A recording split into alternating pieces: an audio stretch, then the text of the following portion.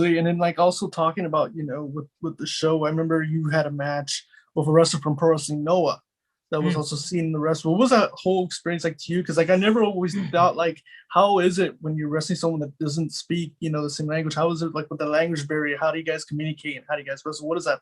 What was that whole experience like wrestling with him? Oh my goodness. First of all, I love Kaito. He's Hmm. one of my favorites. Love him to death.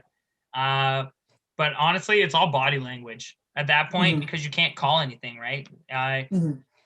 To be fair, I got to give them the world, like the most respect to them. They to speak all those kinds of different languages is insane. Like for them to Hmm. come here, try to understand as much English as they can because they're in a whole different foreign country and it's rough for them to try and understand. But just the amount of respect I have for them for doing that is insane. But Hmm. for them, when they come here, you find those keywords or trigger words that they know, and you play off of those. So that way, when you say that, you can see that they grasp it. They'll give you some sort of acknowledgement and let you know that they understand what you're saying. And then you would just make sure that they understand too. So that way, you're not just going, Hmm. "Oh, okay, they get it." And then when you get out there and and it gets botched, then you're like, "Oh, Yeah. okay, well, what the hell?" Like blah blah blah. You don't really get mad about it. You more just we can just flake it off, learn how to work on the fly, and then you just got to trust them. So at Hmm. that point, call with your body language, find the trigger words, and then just go out there and trust each other. Hmm. Which was a great match. Watching, at home watching the show was a great match with you two. And also one of the things like I liked about the episode too is when you decided to run. I think you guys were like at the beach. You guys run to the ocean and the Oh my water. What was that whole like?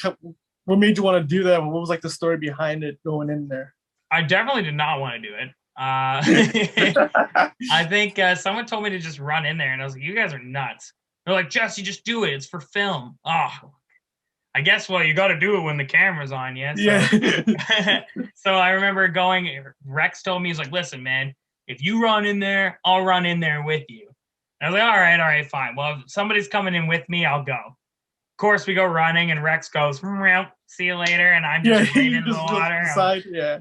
I was like, okay, nope, right out. And I made the mistake of going in there with any type of clothes on at all. I should have just went in there with nothing because Hmm. once I put my pants on and everything back on, like I was still freezing my butt off because I think we went somewhere else after that. But then I Oh. think Tony Caribou just walked right into the water. Yeah, you did like nothing. Like I was like, This what? guy's crazy, man.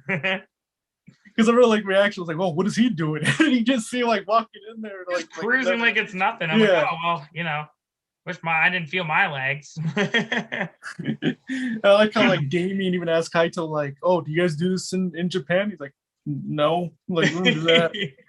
No, He's like, Kaito's smart. That's the problem. "Yeah." He's like, "You do some Marufuji?" He's like, "Mm-mm." Like, "Nope, we don't do Man, that." Fuji, nice. Yeah, I don't Uh, think they do that stuff. They're smart over there. They yeah. don't do that. But We're hey, dumb it over made here. great content though. It was great It for did make the good show. content. I'm shocked it made it, to be honest.